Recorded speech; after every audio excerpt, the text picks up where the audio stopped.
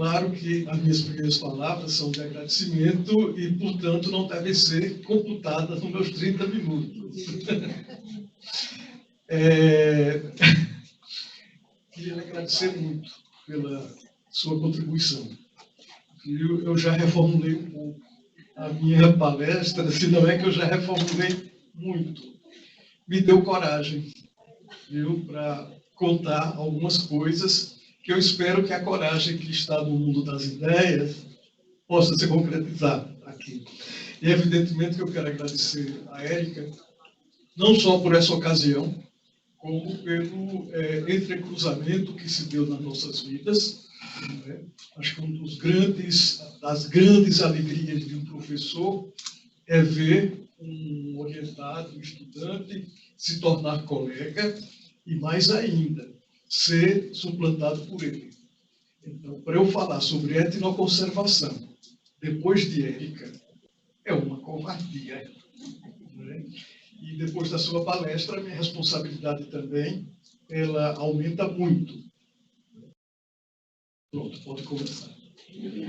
Agora, o tema que eu me propus a falar, e é o principal tema sobre o qual eu tenho falado ultimamente, é o tema da etnoconservação.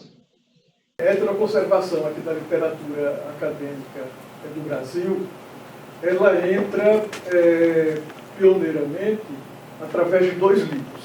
Eu não consigo localizar, antes desses 2 livros, o termo etnoconservação aqui no Brasil.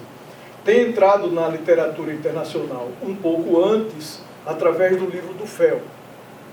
Mas aqui, Antônio Carlos Diegues, com o livro que tem etnoconservação, e com o meu, repare que coisa horrorosa eu ia dizendo, com o meu modesto Pescando Pescadores.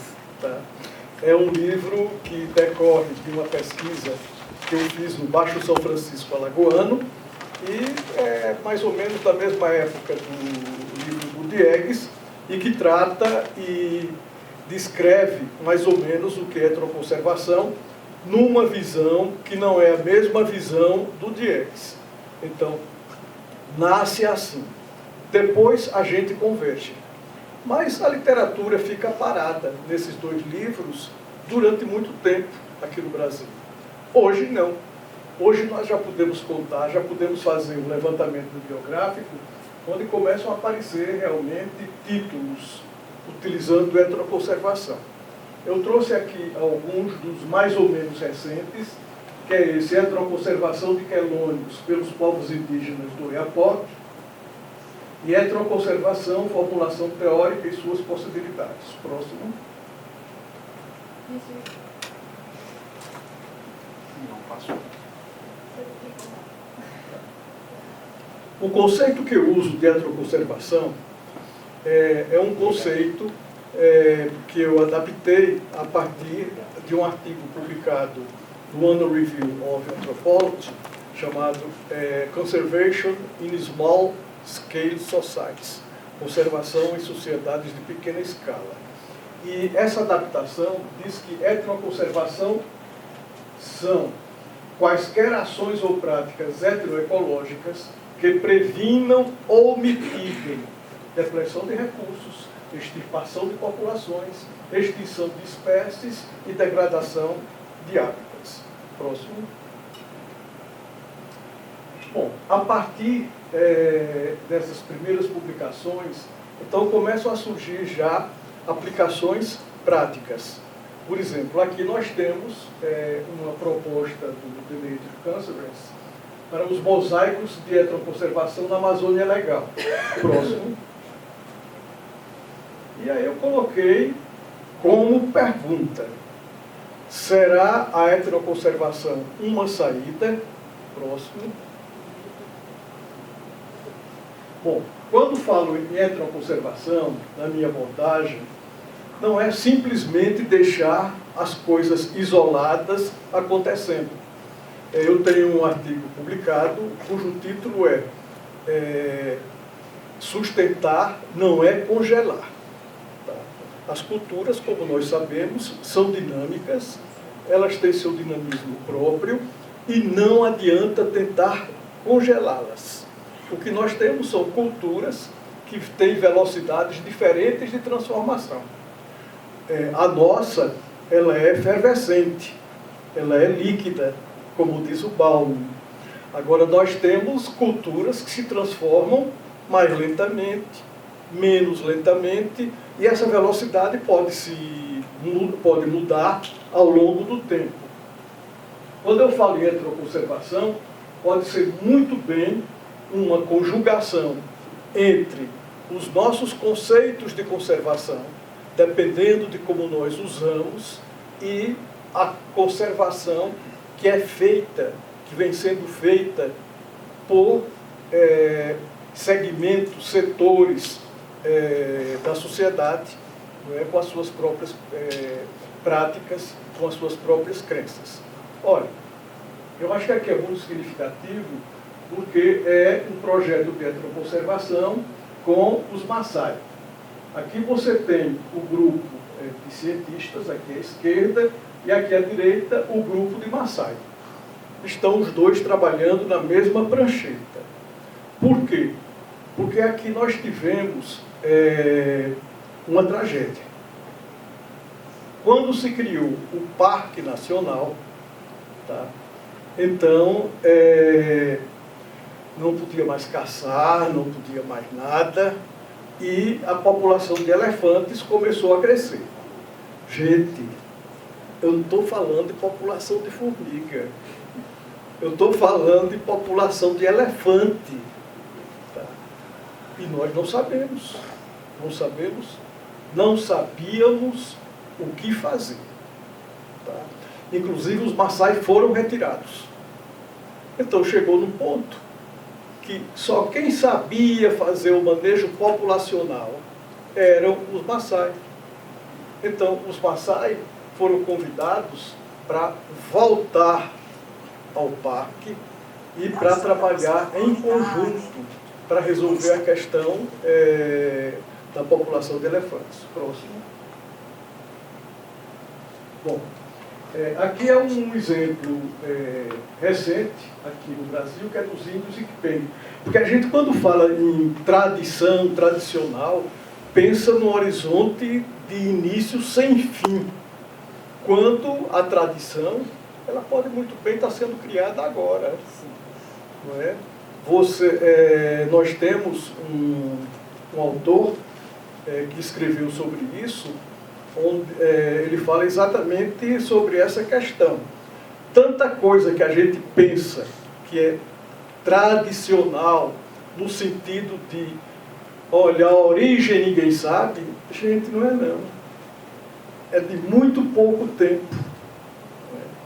Então, os índios Iquipeng, eles, mais ou menos recentemente, eles começaram trabalhando em projetos conjuntos, então eles começaram a partir para a conservação. Olha, na etnoconservação, você pode ter, no mesmo grupo social, no mesmo ecossistema, você pode ter práticas conservacionistas, pode ter práticas que não são conservacionistas, até pelo contrário, não é? Tem uma antropóloga aqui no Brasil, que é professora, não sei se ela ainda é professora lá, na Universidade de Chicago, a mulher do Mário Almeida. Gente, como é que a gente se refere a uma mulher daquele tamanho, como a mulher de Mário Almeida? Tá. Pois ela foi muito feliz quando ela disse assim, olha, existe a pergunta se essas populações tradicionais conservam a natureza. Ela disse, a resposta não é que elas conservam, elas podem conservar. Nós podemos ter exemplos onde isso realmente não esteja ocorrendo. E ainda temos mais o caso de má interpretação. O que ficou gravado como sendo um clássico foi o caso do Lago Cocamilla. O Lago Cocamilla, quando foi abordado pela primeira vez, ele foi abordado por nós do ponto de vista assim, ambientalista, tá? Por quê? porque era um lago onde a tribo jogava os dejetos do lago. Jogava intencionalmente, inclusive o lixo. Então, olha, temos que civilizar esse povo. Tá? Eles estão poluindo o Lago Cocamilla. Quando foi feita uma observação menos preconceituosa, menos tecnicista, menos cientificista, tá? Uma observação mais íntima, o que se verificou foi o seguinte: Lago Cocamilla é um lago oligotrófico da Amazônia e eles dependem do lago. Então, o que eles estavam fazendo na realidade é uma coisa que a nossa ecologia aplicada passou a fazer, que é a eutrofização. Durante 6 meses, o lago, se não fosse fertilizado, não produziria nada. E era o que eles estavam fazendo.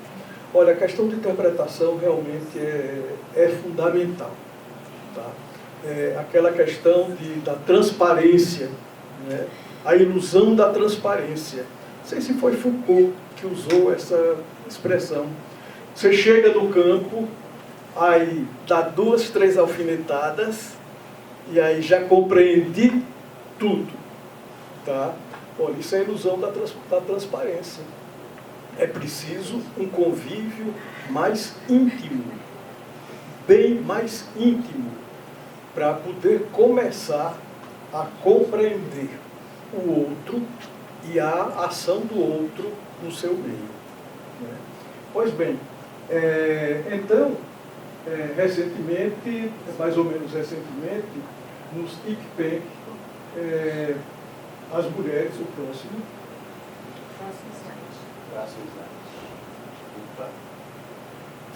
vá descontando, viu, do meu estudo. Já descontei. O senhor está bem. As mulheres passaram a se chamar de Yarangue. Yarangue é formiga, em Ikpeng, porque elas partiram para práticas de coleta de sementes e de semear as sementes em áreas que tinham sido devastadas pela agricultura de soja. Bom, então isso mostra uma prática, que é uma prática recente, que é uma prática de conservação e que não nasceu nos mitos e tradições do grupo, mas que conseguiu captar aquilo que já existia, os mitos e transformações. Gente, a nossa mente, ela é uma mente, como dizia o Wilson, ela é uma mente exocêntrica. Nós pensamos animais o tempo todo. Tá? É a chamada biofilia que eu vou chegar daqui a pouco. O nosso laboratório trabalhou durante anos testando essa hipótese de biofilia do Wilson. Gente, é impressionante. Trabalhamos com times de futebol. E os totens dos times de futebol podem procurar. Todos os times de futebol têm o seu símbolo e têm o seu animal totêmico. Nós trabalhamos com propagandas utilizando animais. É impressionante como as propagandas lançam mão de animais para poderem fisgar a nossa mente. E trabalhamos com recortes de jornais, com a hemeroteca, que cobriu praticamente jornais de todos os estados do Brasil e mais do exterior. Gente, os jornais o tempo todo dão notícias de animais. Tá? Agora, a gente dizendo assim, aí vocês ainda podem perguntar, será que é? Olha, nós deixamos arquivos dessas coisas todas. E quando essas coisas ancoram nos nossos arquétipos, aí a ancoragem é forte. E a probabilidade de mudanças, muitas vezes, torna-se extremamente difícil por causa dessa ancoragem arquetípica. Próximo. Aqui é uma notícia recente publicada no Globo, que é sobre o manejo do pirarucu. Vocês sabem que o pirarucu esteve à beira da extinção e que hoje está exportando, vocês têm essa notícia, inclusive exportação de pirarucu manejado para o Rio de Janeiro. E isso, quem ganhou o prêmio esse ano da National Geographic, que é um prêmio muito alto, inclusive, foi um pesquisador que trabalha com pirarucu. Mas deram a notícia dele e ninguém noticiou que só se conseguiu isso a partir do conhecimento sobre pirarucu que uma determinada comunidade tinha. E aí é um dos casos raros nos nossos trabalhos de pesquisa científica, que normalmente a gente diz, e algumas pessoas usam exatamente para nos desvalorizar, não, tudo é qualitativo, isso é qualitativo. Não. Eles chegaram à conclusão, baseado na biologia do pirarucu, que é um animal, um peixe de respiração aérea. Então eles contavam, às vezes, que o peixe vinha à superfície. E a partir daí, eles tinham um conhecimento quantitativo elaborado do que é que poderia ser o uso sustentável do pirarucu. Próximo. Tá. Então vamos ver alguns exemplos de heteroconservação, assim pela religiosidade pelo amor, bosques sagrados, parques sobrenaturais, essas coisas. Próximo. Gente, esse é um material de educação ambiental para crianças, que é utilizado em países budistas. Numa primeira olhada, a gente vê o Buda. Isso aqui é uma tentativa de captação do que foi o momento de iluminação do Buda. Tá? O momento de iluminação do Buda se dá sob uma figueira e, na hora da iluminação, todos os animais vieram. Então, o que a gente vê aqui, vem o Buda, vem a figueira, e vocês estão vendo mais alguma coisa aqui? Bicho pra caramba. E? Tem muito bicho. Gostei da sua expressão. Tem muito bicho aí. Vocês estão conseguindo ver isso? Olha, só para dar uma ideia, porque a gente pode passar um tempão contando o pavão, contando o tigre, contando a garça, contando...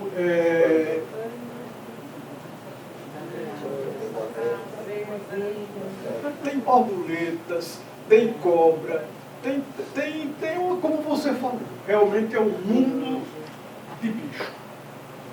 Próximo.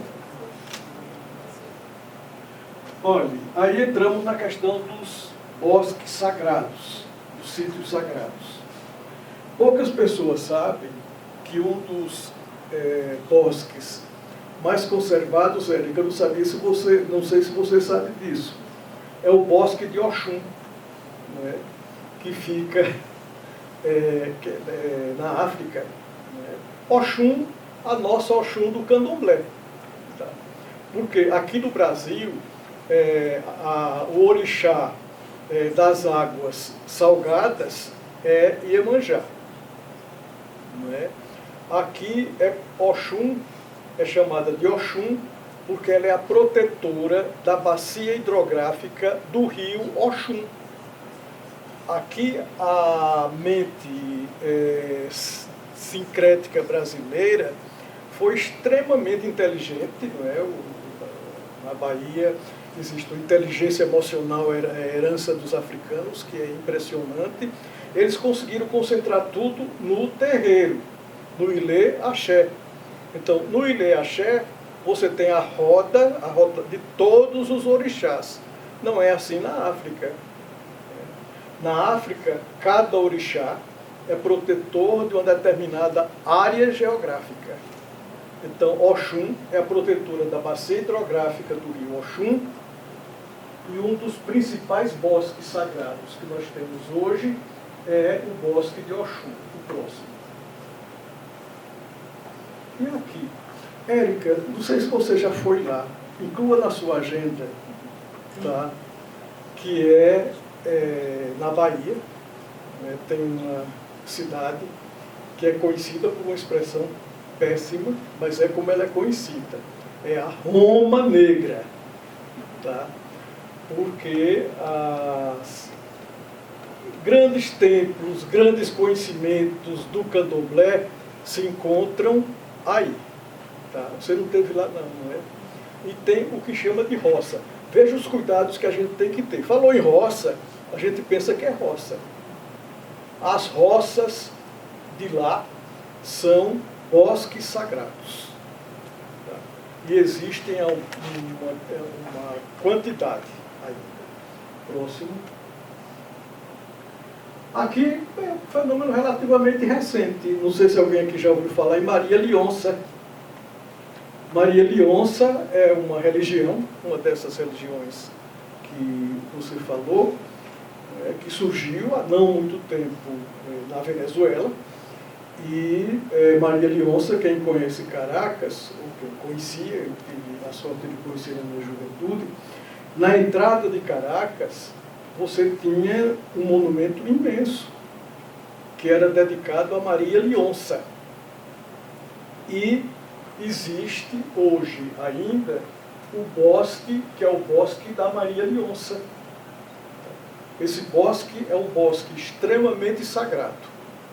Essa foto aqui, eu costumo dizer assim, olha, não é o que vocês estão pensando não, mas isso é a minha cabeça, que não deve estar boa.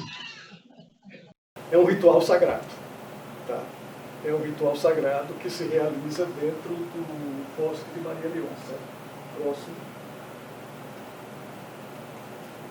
Tá. Aqui é em Águas Belas. Eu também tive a sorte de nascer, de me criar num mundo que era um mundo mágico, mas era do catolicismo popular brasileiro, principalmente, catolicismo popular brasileiro. Né? Mas pergunto, como é que começou a sua paixão pela eletrobiologia? Eu digo, olha, eu não sei. Eu acho que eu trouxe lá do mundo dos arquétipos. Tá? Não sei, eu só sei que eu, muito pequeno ainda, eu pedia dinheiro a meu pai, ia para feira na cidade que eu nasci, Santana do Ipanema, no semiárido alagoano, para dar um dinheirinho para os índios, porque eles só falavam para a gente se a gente desse um dinheirinho. E eu adorava, sem saber o que é que era. Esses índios Funiô são os únicos índios do Nordeste que não perderam a língua. O Nordeste está cheio de grupos indígenas. Todos perderam a língua. Esse grupo é o único. Eles falam o Iatê. E ainda mantém toda a sacralidade. Inclusive, um ritual sagrado, que se chama o ritual do Oricuri, que se realiza num bosque sagrado, todos os anos, cheio de segredos. Tá? Os meninos começam a se iniciar logo cedo, mas nem as mães eles contam o segredo do Oricuri. Eu já sabia disso pequeno, tá? E me encantava. Ah, eu quero ser índio. Meu sonho não era querer ser índio. Vocês sabem qual era o meu sonho quando eu era criança? Era ser cigano. Aí ficava na janela de casa, por onde passavam os ciganos. Por quê? Porque me diziam assim, olha, cigano rouba menino. Não é? Então deixa eu ficar para ver se eles me roubam. Então aqui é o bosque sagrado dos Funiô, onde eles realizam o ritual do Oricuri. Próximo. Bom, aqui só passando, ontem a gente já viu coisa muito melhor sobre os bosques que são conservados por muitos quilombos. Há quilombos que não conservam. Né? Inclusive existem quilombos urbanos aqui no Brasil. Porto Alegre tem quilombo urbano, Salvador tem quilombo urbano, não é? Mas muitos quilombos conservam sim. Próximo. Aqui, uma prática antroconservacionista antiga no Quênia, são chamadas caias. Essas caias, desde o século XVI, a gente tem notícia.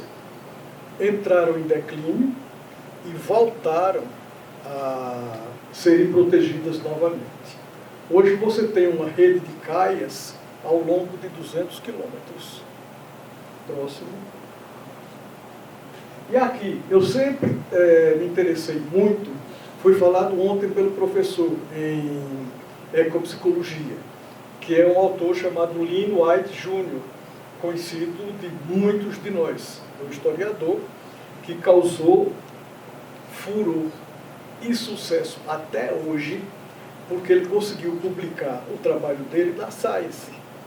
E vocês sabem que a gente tem esses fetiches, não é? Saiu na Science. Então, tá. Lynn White Jr., ele escreveu um trabalho chamado The Historical Roots of Our Ecological Crisis. As raízes ecológicas, as raízes históricas da nossa crise ecológica. E a conclusão dele, que foi extremamente, e é aplaudida, e extremamente, e é também rejeitada, mas nunca se fez uma crítica objetiva ao Lynn White, porque ele tem uma capacidade de argumentação muito grande. Ele diz, é a tradição judaico-cristã, e está na Bíblia, e está no Gênesis. Quando Deus mandou que o homem dominasse todas as coisas, tá? Foi a ordem que a instituição religiosa oficial escolheu. Tá? É de vocês. Podem dominar. Na realidade, o sentido original é considerado hoje, inclusive pelo próprio Papa, na encíclica. Né? Se alguém não leu a encíclica, recomendo fortemente, né? Que a encíclica é sobre aquecimento global, sobre ecologia, é uma das últimas encíclicas.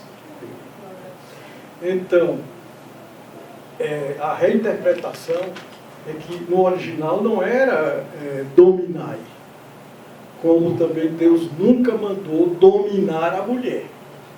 Tá? E ainda tem certas expressões de religiosidade que citam onde é que está. Mulheres, sede submissas aos vossos maridos. Conhecem essa passagem da Bíblia? Não é? Mulheres, sejam submissas aos vossos maridos. Fiquem caladas na igreja. Não é assim? Pois bem, a reinterpretação é que o verbo original em hebraico não tem esse sentido de dominar. Ele teria entregue o jardim do Éden com a ordem de que eles conservassem o jardim do Éden. E a prova de que eles conservaram é que conservaram até onde puderam. Tá? A partir de um certo momento, a gente vai ver daqui a pouco. Sim, então eu desafiei, pode ser aquele mesmo. Eu desafiei ao Lynn White na meu trabalho de pós-doutorado, tá? Que foi com biodiversidade do catolicismo popular brasileiro. E ninguém tinha mexido, ninguém mexeu até hoje. E é impressionante porque o catolicismo popular brasileiro está cheio de bichos. De bichos de pena e de bichos sobre-humanos, foi essa a sua expressão. Não foi? Pois é. Então, no catolicismo popular brasileiro, eu fiz esse desafio e na minha própria tradição. Eu sou de religiosidade judaico-cristã, de uma linha, nem é catolicismo, nem é protestantismo, que é a Igreja de Jesus Cristo dos Santos dos Últimos Dias, os mormons. Né? E uma coisa assim que sempre me ajudou foi, olha, quando eu tomei consciência disso, não são só populações tradicionais que podem fazer conservação. Né? Existe o bosque sagrado dos mormons, que é um bosque em perfeitas condições há quase 200 anos. Próximo, agora eu vou correr. árvores sagradas, correndo. A foto diz melhor do que eu poderia dizer. Tá? Isso é uma romaria dos índios Pancararé. Próximo. E aqui vem um traço forte do candomblé. Meu batismo de fogo foi no candomblé. Batismo de fogo dentro do campo da etnobiologia. Eu fui secretário do meio ambiente do estado de Alagoas com 24 anos. Tá? O estado de Alagoas não é um estado geográfico. Eu amo, mas é um estado de espírito. Então, eu, na época, vetei a implantação de uma indústria química, da Braskem, dizendo que ela ia fazer exatamente o que está acontecendo, que é afundar um bairro inteiro em Maceió e expulsar as pessoas. Eu sou refugiado ambiental. A prefeitura mandou pichar minha casa. Vê, saia. Tá? Sem indenização, sem nada. Eu vetei a implantação dessa indústria e vocês não fazem ideia. Foi meu batismo de fogo. Tá? Eles fizeram o que puderam para me defenestrar. Mas para me defenestrar da maneira mais sórdida possível, com essa tática que existe de assassinato moral. Sabe como é? E então eles não tinham mais o que dizer, aí disseram que eu tinha que sair, o governador também disse, o secretário de Planejamento, porque eu era macumbeiro. E macumbeiro não podia ser secretário de Meio Ambiente. Porque eu tinha tido a ideia, realmente uma ideia muito ousada naquela época, que era da criação de um parque etnobotânico. No candomblé não se faz nada, estou falando candomblé dos povos de terreiro, tá? Não se faz nada sem plantas. Nada. Sem Eué, você não tem orixá. E com a especulação imobiliária, aquilo todo desaparecendo, as plantas que eles precisam desaparecendo. E então eu tive a ideia, nós vamos fazer um parque etnobotânico para ter as plantas que os praticantes de candomblé utilizam. E você não é de tradição judaico-cristã? Sou.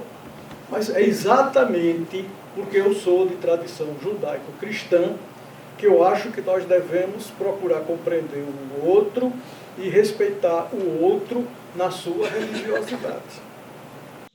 Pois bem, isso aqui é um traço marcante que se encontra em alguns terreiros.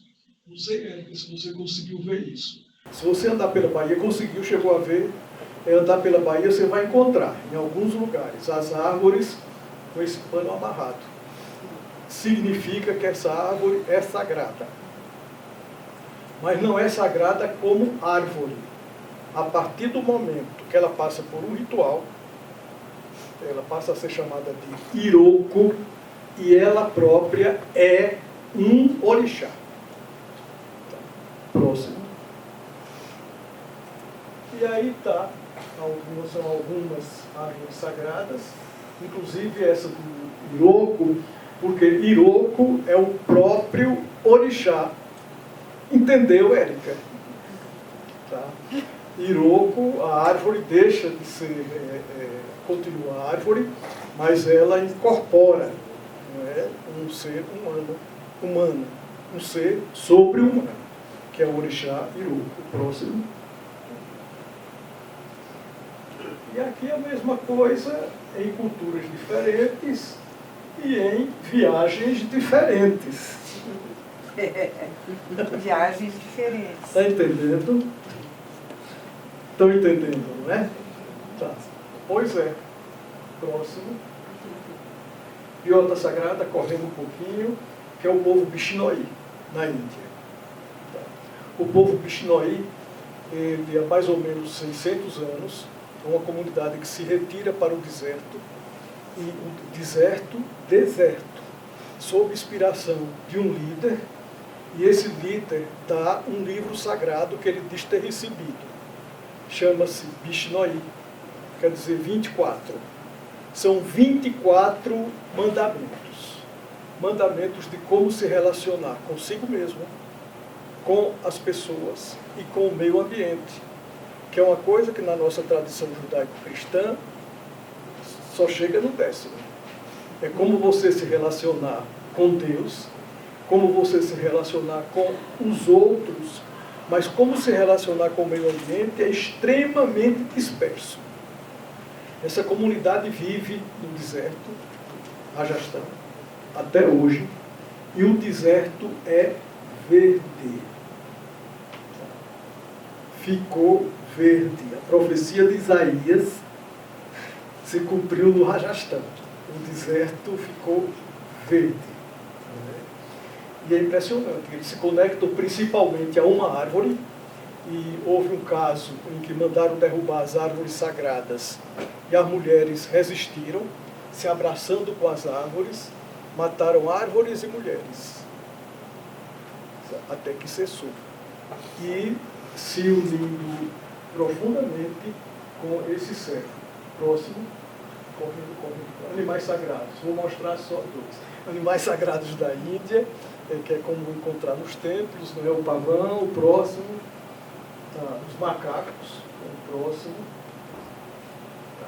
E aqui eu vou encaminhar para encerrar. Depois desse, eu vou dar uma corrida, passando, só até para chegar ao fim, mas eu não poderia deixar de mostrar esse aqui. Tá. Essa ave à esquerda chama-se normalmente lavandeira, endêmica do Nordeste, Fluvícula negeta. E a outra, acho que todo mundo conhece, que é o bem-te-vi. Vocês sabem por que é que o bem-te-vi tem o nome de bem-te-vi? Quem sabe? Bem-te-vi. Mas por que é que ele diz bem-te-vi? Porque para a mente campesina não é como se ele dissesse não. Eles escutam ele dizendo bem-te-vi. Ele diz assim, bem-te-vi, bem-te-vi. Tá. Alguém sabe? Ninguém sabe. Realmente, é uma informação que está se perdendo gradativa e aceleradamente. Mas já foi muito mais conhecido. Foi assim. Então, vou contar um caos. Em homenagem a você. Tá? Quando Nossa Senhora fugiu para o Egito com São José e o menino, tá? Na Bíblia, vocês pegam, são 2 versículos que falam sobre isso só. O catolicismo popular brasileiro transformou isso numa epopeia. Uma epopeia cheia de bichos. E dentre os bichos, cheia de aves. Então, Nossa Senhora vai fazendo pactos. É o arquétipo da Mãe Terrível. Né?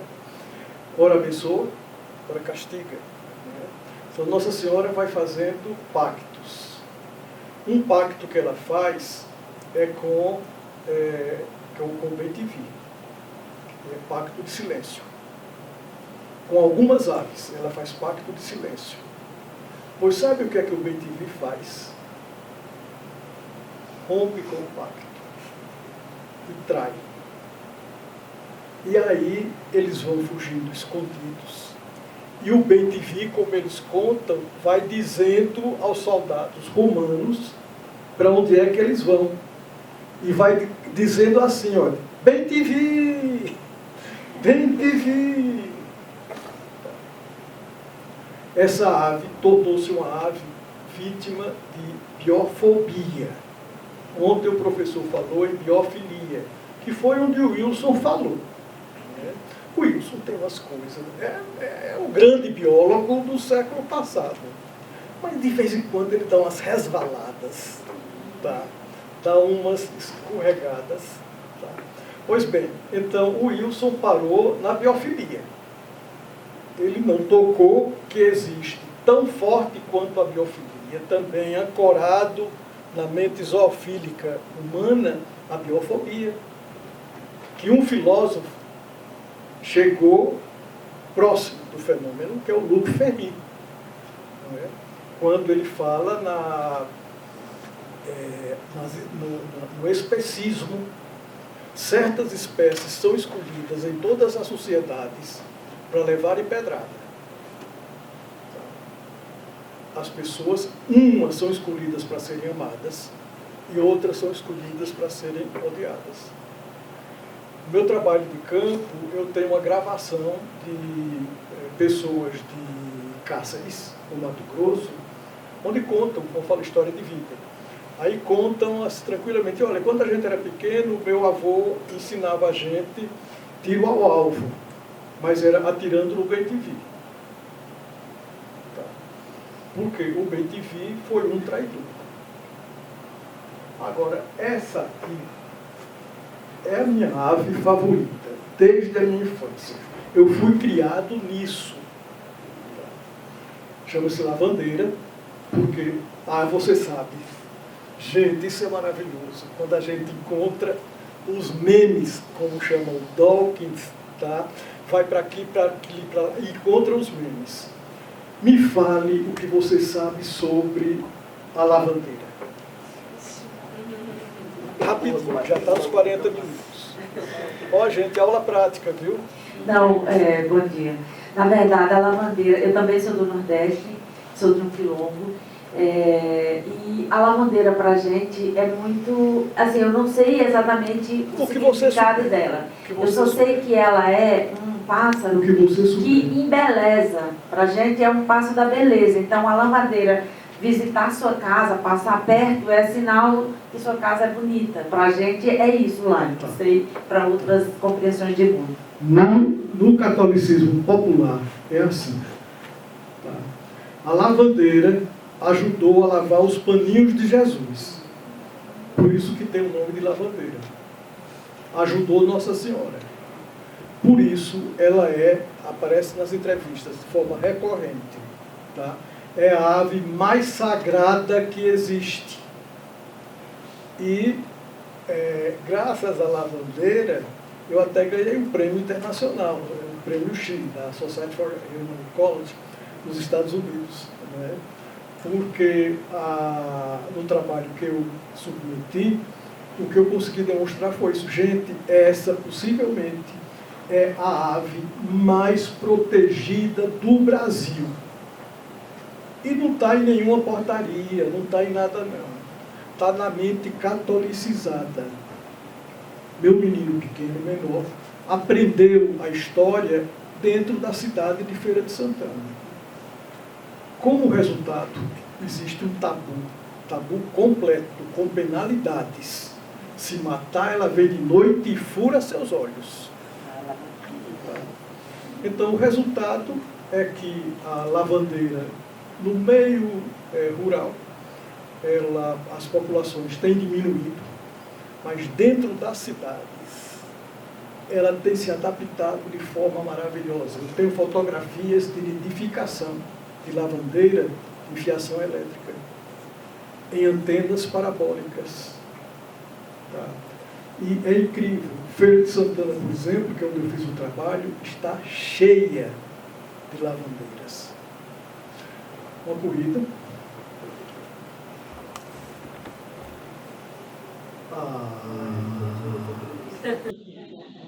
Vá, com outro dia eu conto. O outro, vamos. Vai passando aí. Vá passando, porque não tem mais tempo. Vá. Tá. Eu estou encaminhando mesmo para o fim. Tá? Não, volta. Eu quero só terminar comentando essa questão de etnoconservação pelo terror, que começou no Paraíso, no Jardim do Éden. Passa. O Jardim do Éden estava lindo, não é isso no mito do Gênesis, no mito da criação judaico-cristã. Mas havia uma árvore que era a árvore mais sagrada, protegida por um tabu total. Se comer, morre. Então é a proteção pelo terror. É uma das maneiras de você obter proteção. Agora vejam que interessante, normalmente a gente passa por cima. O jardim do Éden, só depois que o homem é expulso, é que ele vai desaparecer. Porque o homem era a espécie-chave, conservava o jardim do Éden. Próximo. É o que acontece muitas vezes atualmente. É possível conservar pelo terror. Tá? Institucionalmente. Próximo. Todavia. Vá passando, vá. Não, volte no sol. Terminando. Então isso aí já é realmente uma homenagem a essa visão de totalidade. Aqui à direita, nós temos a figura da Pachamama, que é toda a cosmologia incaica viva até hoje, que é Gaia, é a protetora da Terra. Que aqui é a Frida, né? Aqui é a Frida, né? Sim. Próximo. Bom, esse aí é o último mesmo. Eu fico devendo algumas coisas a vocês. Não contei as coisas que eu ia contar. Mas não foi, eu não tenho mais nada que esconder, não. Já estou aposentado, afastado da academia. Tá? Vocês podem perguntar.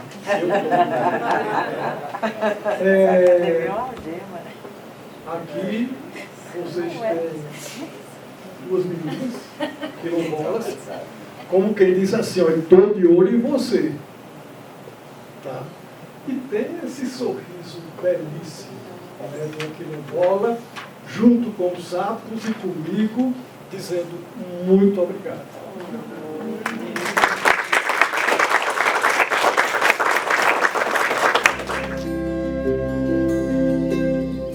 Hey Ana, hey a, hey oh. Hey Ana, hey a, hey oh. Hey Ana, hey a, hey oh. Oi Ana, Oi Ana, Ana, hey